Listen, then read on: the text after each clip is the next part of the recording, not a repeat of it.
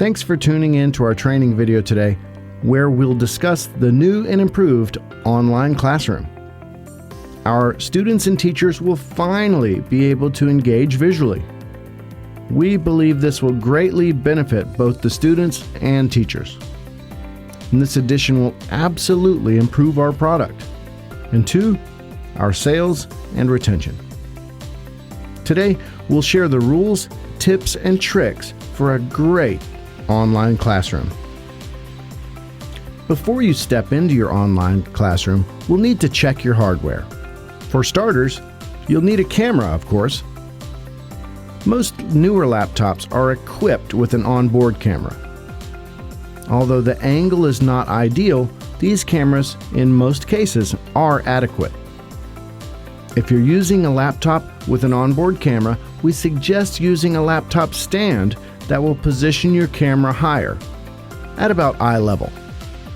No matter what type of camera you have, onboard or external, it's best to keep it at that eye level. Hunching over your laptop and looking down at the students is not the most flattering look, nor is gazing up into the stars. 2, make sure you spend most of your time giving your students eye contact by looking directly into the camera.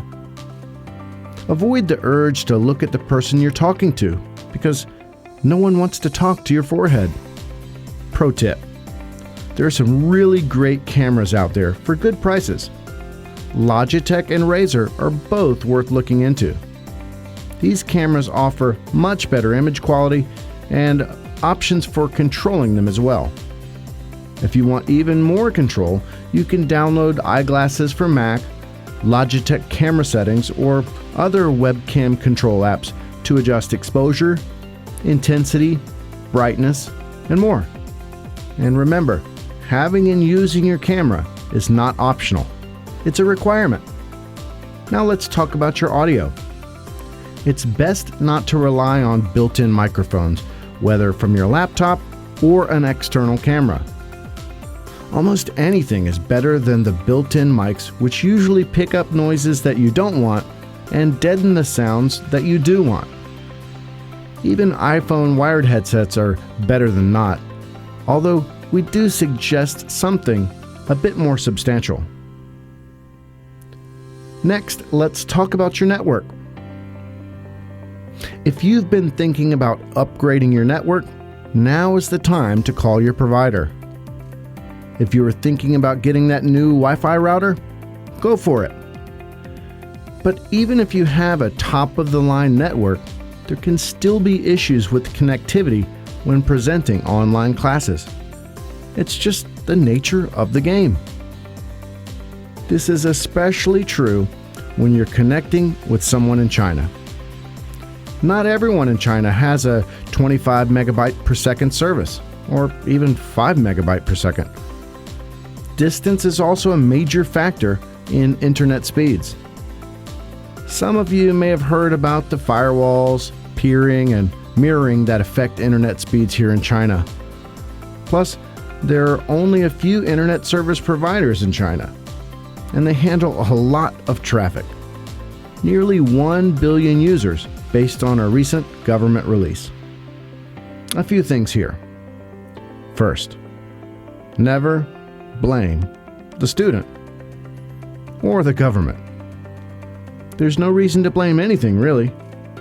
Just keep a positive attitude and carry on the best you can when you encounter connectivity issues.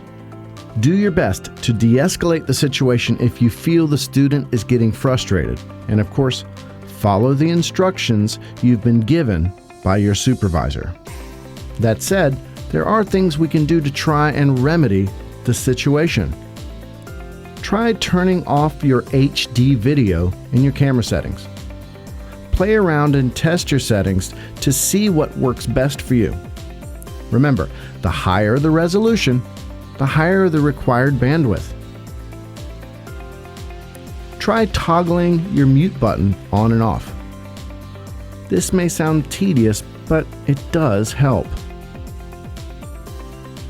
The student default is set to camera on, although they may choose to turn it off at any time. It's really up to them.